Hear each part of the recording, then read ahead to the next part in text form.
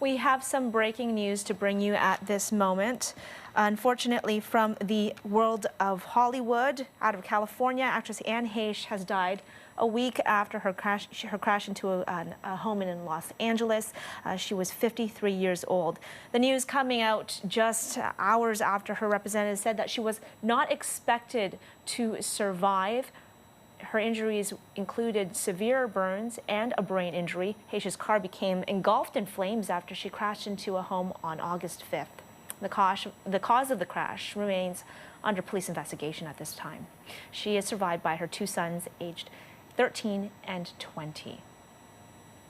Heche dated comedian and TV host Ellen DeGeneres for 3 years in the late 1990s.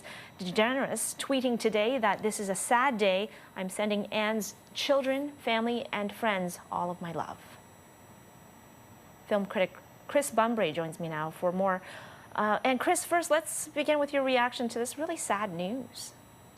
Yeah, I mean, it was kind of shocking last week when she had been in that car accident. I remember seeing the footage on TMZ, and it was kind of blood curdling, right? It sent a bit of a chill up your spine, and things, they definitely didn't look good. But then, there was confusing information that was coming out from the family on the Saturday where it said that she was in stable condition and it looked like she was going to pull through. But it turns out that none of that was actually true. And yeah, unfortunately, the news broke this morning that she was very unlikely to survive and was pretty much brain dead at that moment. And, I would say the one silver lining, though, and I think it's important, is that Anne Heche was an organ donor.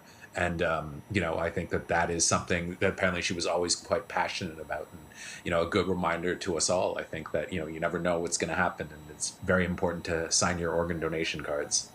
Definitely a good reminder there, Chris. Talk to us a little bit more about what was going on in Anne Heche's life in terms of roles, things that she was working on. Her career was going well. She's worked kind of consistently since the 90s, right? She's been in a lot of stuff, and she had just wrapped a show called The Idol with The Weeknd, and it was from the creators of Euphoria. So, I mean, it was going to be a pretty big show. She was as busy as ever. I mean, she's been turning up and stuff. She's done comedy. She's done, drama. I mean, she had a really long career. Was very well liked. There's tons of people on Twitter already giving their condolences. Very well liked, always gave great performances. I think struggled with her mental health to a certain extent at different times in her career. But apparently none of that ever came across on set. And from what I understand, she was a wonderful person to work with. Talk to us a little bit more about her career, things that had happened throughout her career. Notably, when she was Ellen DeGeneres' partner after Ellen DeGeneres came out in the 90s. That was a very big moment for the LGBTQ community. It sure was, Lois, and I think that people don't necessarily remember how big that was back then. I remember that news was everywhere. And at the time, Anne Heche's career kind of as a romantic lead in movies was just taking off, so she took a big risk. I remember she came out just around the time that her movie with Harrison Ford, 6 Days, 7 Nights, was coming out. And it led to, I think she had a really kind of hot moment there in the late 90s when she did that. She did Volcano. She was in that kind of now infamous Psycho remake, getting killed in the shower scene by Vince Vaughn. But, even when that kind of wave of stardom kind of weared off a little bit, she was able to transition so easily into character roles. I remember watching her on Nip Tuck. I saw her in a really funny movie, Cedar Rapids. She would show up on sitcoms. She would show up everywhere, and just was a character actress, was just somebody that you could always rely on to do a good job in regardless of any kind of role. And I think that, the fact that she has like 5 or 6 movies in the can plus a couple of TV shows goes to tell you just how much in demand she still was right up to the end. Right, and also lauded for her role in Donnie Brasco as well. A lot of people saying that she upstaged, the leads, Johnny Depp and Al Pacino.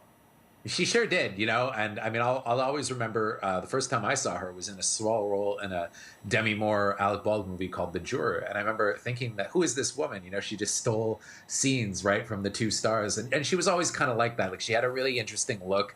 She had a really cool style with like kind of the short hair in the 90s. She was just somebody that was kind of unforgettable and one of a kind, and it was something that she maintained throughout her entire career. Chris, how do you think she's going to be remembered now? I mean, I like to think that she'll be remembered for the great work that she did on screen and for all of her movies, and for her TV shows. Unfortunately, the passing is, you know, a little bit, there's questions being raised about it, and who knows what the circumstances were. I don't think we're going to know for a while. But hopefully when people remember Anne Heche, they think of the great movies that she was in, and the fact that, she was an organ donor, which again, I think is very important, and is something that people should be lauding her for. Film critic Chris Bumbray joining us on this today. Thanks so much, Chris. My pleasure, Lois.